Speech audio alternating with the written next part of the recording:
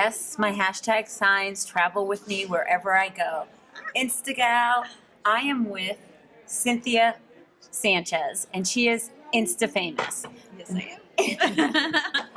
We are here in Arlington, Texas, which is right outside of Dallas, at a conference called Brand Aid TX, hashtag Brand Aid TX, right? Mm-hmm. And both Cynthia and I spoke on stage, which is great because, as you know, I teach Instagram, love Instagram, and Cynthia is the Pinterest pro.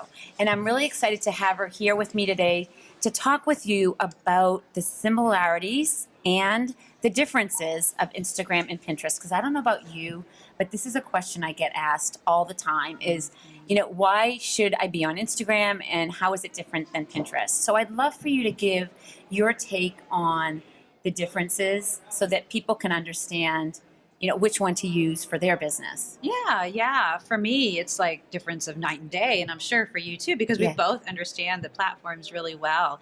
But for the casual user, somebody new to either one of the platforms, I can see the confusion because they are all about the images, beautiful images, both on Instagram and on Pinterest. But as far as the differences go, that's what everybody needs to know is those differences because you can use them for different ways. In different ways. So technologically, let's talk about 4 of the differences or 3 or 4 of the differences that you see are obvious that people can decide which platform to use or which one to not use or to use both. Because I, as you know, have a store on the Cape and I have an account for my Scooby-Doo store and I understand the backlinks and how you can drive traffic to your website to make a sale. But you did such a beautiful job on stage just now talking about so many other value adds that Pinterest have beyond that, specifically to do market research and to curate content in boards to keep it organized so that either you or your team can benefit from it. So jump in and talk about some of that. Sure, lots of those things that you talked about. I tend to look at Pinterest and other social networks, Instagram, as different tools. So just as you wouldn't use a hammer and a saw for the same job, you're not going to use Pinterest and Instagram for the same job. We know that Instagram is great to capture those live in the moments, holding the signs, at events, in different places, activity and action going on, that with things related to your business. But Pinterest is so different. People use Pinterest not to see what's going on with people, to look at those beautiful images of sunsets and things like that all the time. They go there primarily to solve their problems. Right, what you am had I said that. What am I going to buy? What am I going to wear on the want Cape? to buy? Or what do I want to buy? Or what is out there that I don't know yet that I want to buy, but when I see that picture, I want to buy it, Right. It's like you can virtually go shopping. Exactly. Right? It is the ultimate window shopping experience. And what's the demographics that are on there? It's primarily women, especially in the United States. It's women in the ages between early 20s to early 40s. Okay, so and what would, if you were to say the mindset of an active Pinterest user, we're talking specifically for business, not someone that's just on there for fun as a crafter, but for business, what would you say that mindset is? Because I know in Instagram, I'll go over that mindset in a second, but I'd like to hear what you said. So the mindset of the business user on Pinterest, so their mindset needs to be focused on SEO, needs to be focused on search. Pinterest in and of itself is a search tool, and that's really the way that it should be approached. So everything that you think about on your website that needs to be SEO optimized, all of those keywords and the blogs and the metadata and all those places, the same thing kind of applies to Pinterest. And all of that information that you have from your website, all of those keyword phrases that you want to be found for, you're also going to want to use on your Pinterest account. So that's interesting. I know in the past you used to be able to find and search with hashtags. It's been a while since I've been on Pinterest because I'm such an addict on Instagram. That's still true? You can use hashtags on Pinterest, but they're only functional in the desktop version. I tend to recommend that you don't use them. Pinterest really discourages using more than one, and if you use one, I don't even know if they like it that much. And if you use kind of a broad general term like shoes, well, when people click on that within your pin description, because that's the only place they work on the computer version, not on the mobile app, they will be taken to every pin about shoes. So it will take them away from your content. If you are lucky, you can create a unique hashtag, just like you do for Instagram, and Pinterest will index that. That can be really powerful. I have a client who did that, and now when people click on that hashtag that they created, which is hashtag create a buzz, it Yeah. goes straight to all of their products. So is that similar? Because I know that with hashtags, you can claim them on Tagboard. You can name and claim a hashtag on, you cannot own a hashtag, but you can claim it and describe it on Tagboard as a platform. And so I recommend some of my Instagram clients and users to do that with their unique hashtag. So you're saying that if it gets indexed, meaning used a lot, that that Pinterest picks that up and that content gets curated for that it doesn't, item? no, Or- well, not necessarily, because even if you use it a lot, sometimes Pinterest won't index it. Okay. There hasn't been a rhyme or reason as to the ones they choose or the ones they don't.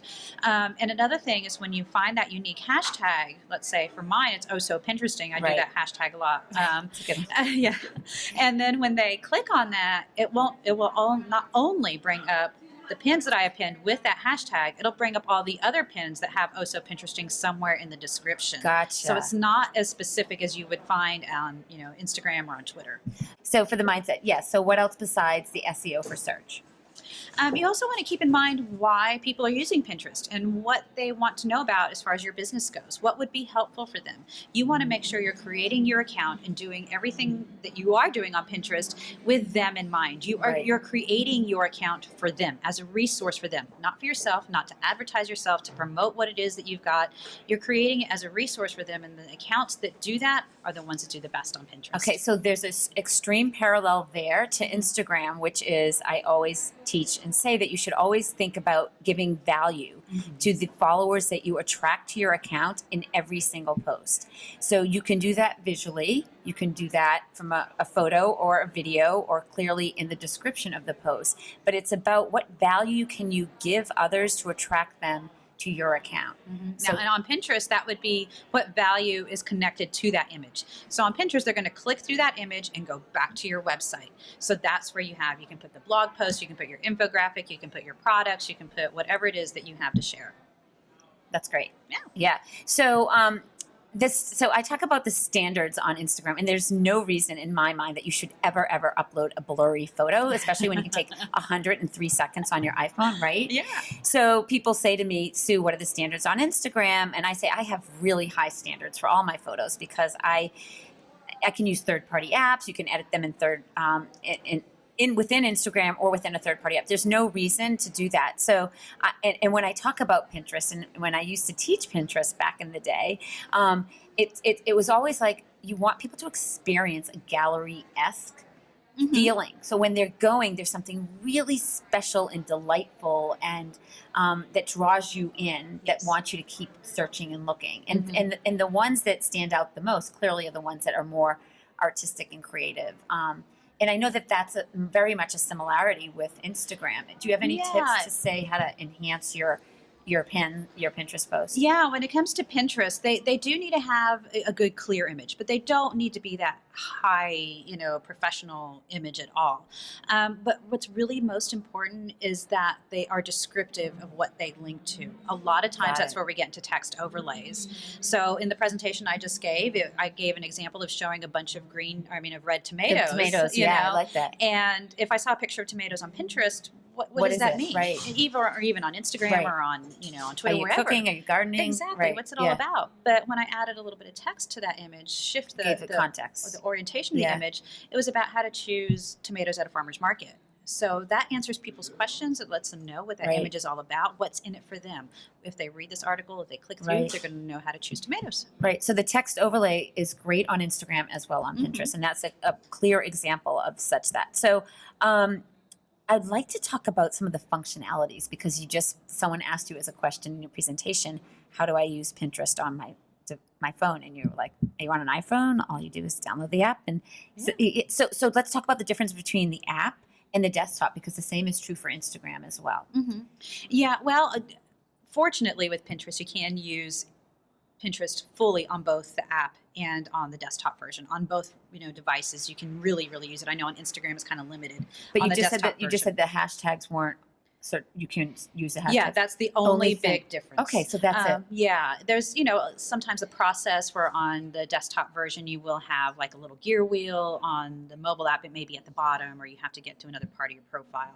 So Right. all the basic stuff is really there that you can do. For the longest time, you weren't able to move your boards. Sometimes when they mess with the app or change features with the apps, you can't move your boards, and you have On to go the to the phone. On the yeah, phone. you have Right. to go to the desktop. Right. But I think they've fixed that. They're definitely making some updates and things to both the desktop platform and to the mobile app all the time. Yeah. So sometimes you get one feature that works one day and not the Doesn't- other. But okay, so where are you mostly playing? Is it on your phone or on the desktop? for client work, I tend to do it on the desktop, but for my own work, I tend to do it on the mobile. phone. I just It's do because I kind of fit that in when I can. Yeah, so that's so interesting. So for me, I'm all on the mobile. I'm only looking at analytics sometimes on the desktop, and occasionally engaging because it's so clearly mobile based. So yeah, and so there are third-party apps for Instagram. There are tools on the web where you can schedule your posts, and this is a question I get asked frequently.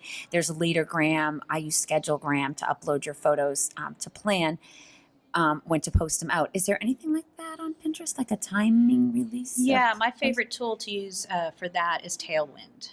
Just Okay. tailwindapp.com. Great. Yeah, and they have a scheduler. We'll have that in the notes below. That's great. That's a great link because I didn't know about that. So thank you on that. So I think, if you are a visual thinker and learner and your target market really appreciates visuals, which quite frankly, as you mentioned on the stage, like people just don't have time to read as much, that you can clearly incorporate both Instagram and Pinterest into your content management and your business plan. I mean, the problem for most people, as you know, Cynthia, is time to do it all. And we've been saying this at the conference, picking what's working best for your business is the most important. Do you want to add anything to that? Yeah, I think if you have a good steady stream of content, if you're producing blog posts, podcast episodes, videos on a somewhat regular basis, then you should really explore Pinterest. And even if you're not quite ready to add Pinterest to your I guess schedule, if you're really time constrained, at least put that pin it button on your website. Let people do that sharing for you. Absolutely. I can't tell you how many websites I've been to recently, and they have Twitter and Facebook, maybe Google Plus, but there's no Pinterest. Right. Pinterest is such a long-term game. Right. Where a tweet is gone within seconds, a Facebook post gone within hours, maybe a couple of days now with the way they're doing things. Pinterest is there forever. That's another similarity with Instagram is once you create your content, you can basically go into that digital scrapbook and flip back and look at it. And the same is true with the boards on Pinterest. Yes, definitely. So Cynthia, let everyone know where they can find you and reach out to you. And you guys, super excited. Both Cynthia and I are speaking at Social Media Marketing World 2015. And I want to let you know I met Cynthia last year in San Diego at Social Media Marketing World for the first time, walking into a networking event at the bar. And someone said, "Oh yeah, she's the Pinterest gal." I'm like, okay, I need to get an Instagram picture with her. I didn't even know her, but I pulled her up. I'm like, come on, Cynthia. And she did. Yeah, she did. Because that's how I roll. So let everyone know how they can find you. Well, you can find me at osopinteresting.com, and that's where it's all about Pinterest. Yes, and on Instagram. OSOPinteresting as well. And by the way, I will have a photo on Instagram with Cynthia and I will tag her there. And if you want to go through my feed to find it, you can easily find her and follow her that way as well. That would be great. So thanks so much for having me, having you, having us. Yeah, thank you for having me. Yes.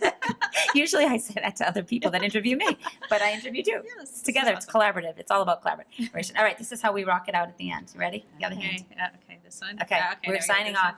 There we go. Wait, take a screenshot of us. Ready? All right. Okay. We'll see you guys next time. Thanks so much.